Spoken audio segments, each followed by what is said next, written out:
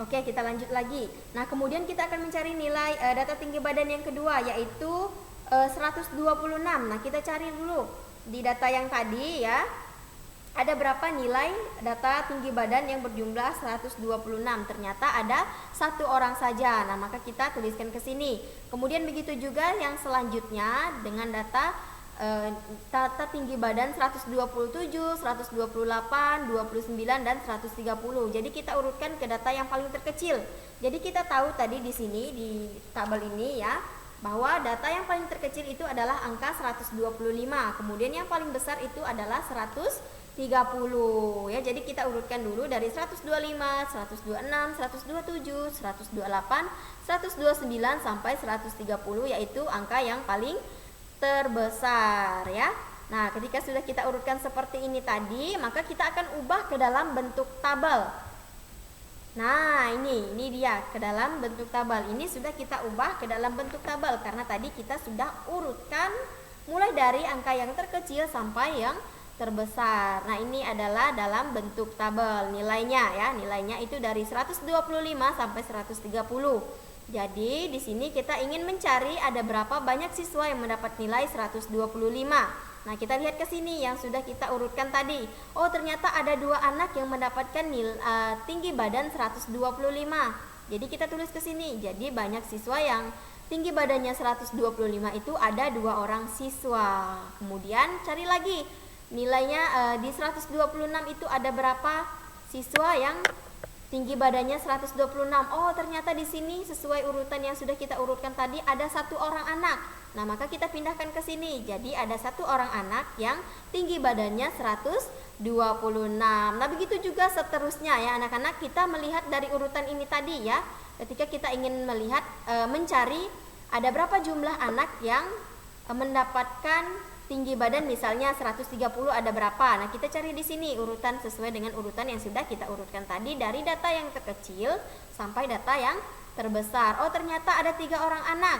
Ada 1, 2, 3. Oh, ternyata ada 3 orang anak yang mendapatkan tinggi badan atau tinggi badannya itu 130 ya, sesuai dengan yang sudah kita urutkan tadi ya. Jadi kurang lebih seperti itu ya anak-anak. Jadi sama saja ya.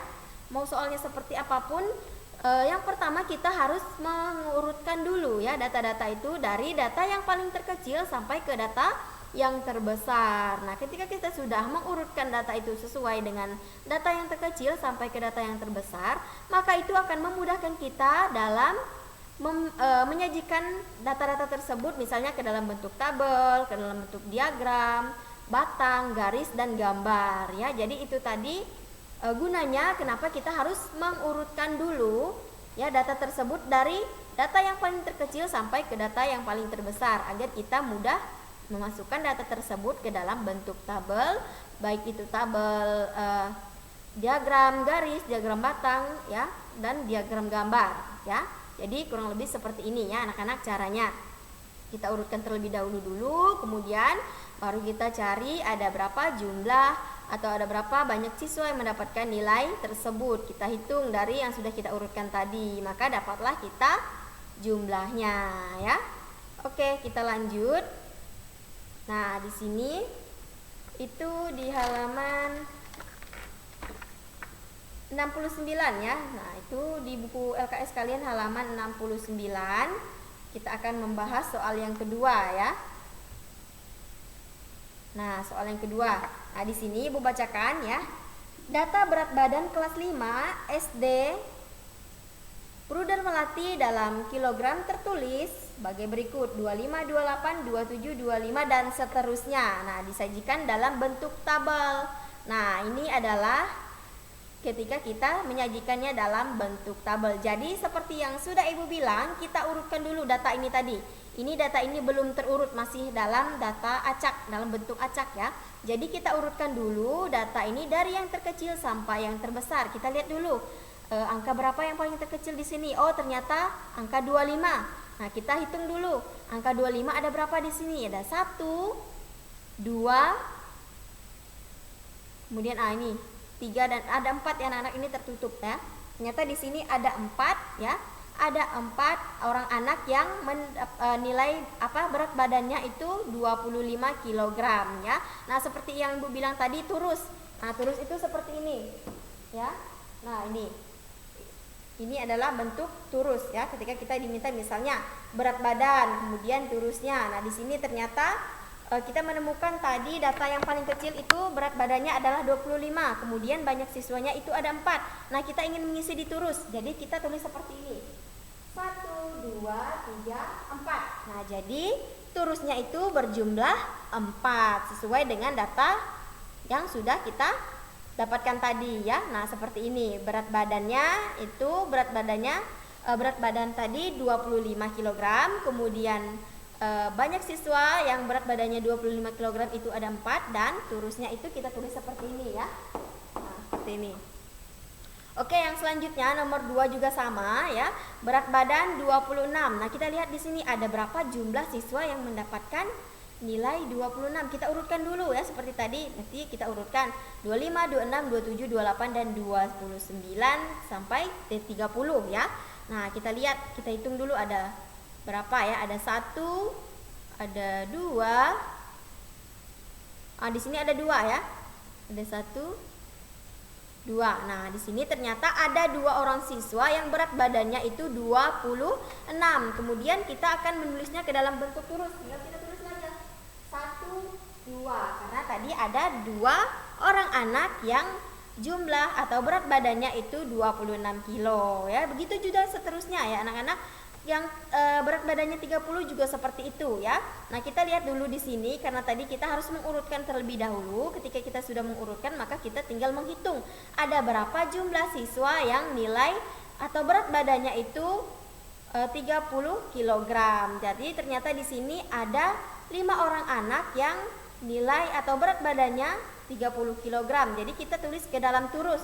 Nah, kita tulis ke dalam turus itu seperti ini.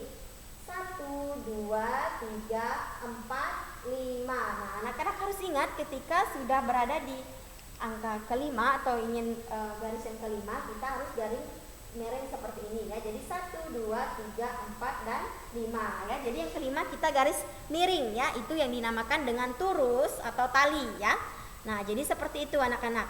Ini adalah contoh ya ketika dia dimasukkan ke dalam bentuk tabel ya. Yang paling harus kalian ingat ketika mendapatkan soal seperti ini, langkah pertama yang harus kalian lakukan itu adalah mengurutkan data tersebut ya. Nah, data seperti ini dia kan masih data acak atau berantakan ya, belum terurut. Jadi kalian harus mengurutkan dulu dari data yang terkecil sampai ke data yang terbesar. Nah, ketika kalian sudah mengurutkan tadi, maka kalian akan menghitung.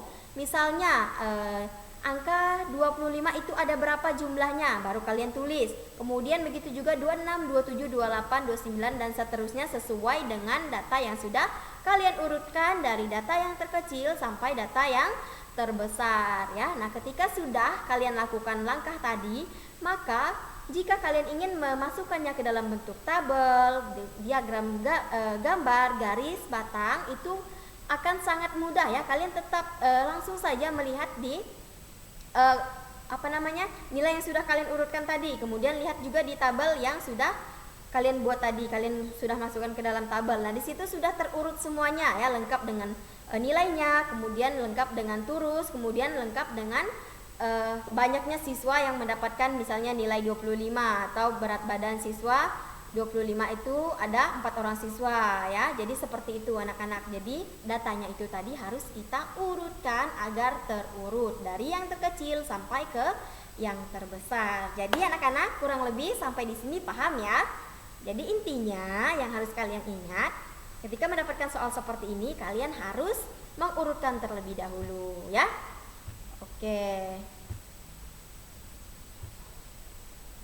Nah, ini adalah berat sayuran kebun Bu Nani ya. Nah, di sini tertutup lagi ya anak-anak.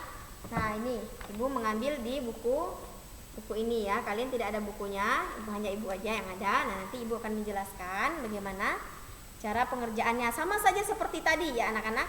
Cara pengerjaannya itu sama. Nah, di sini ya ada jenis sayuran, kemudian jenis sayurannya itu ada kol, kubis, buncis dan kacang.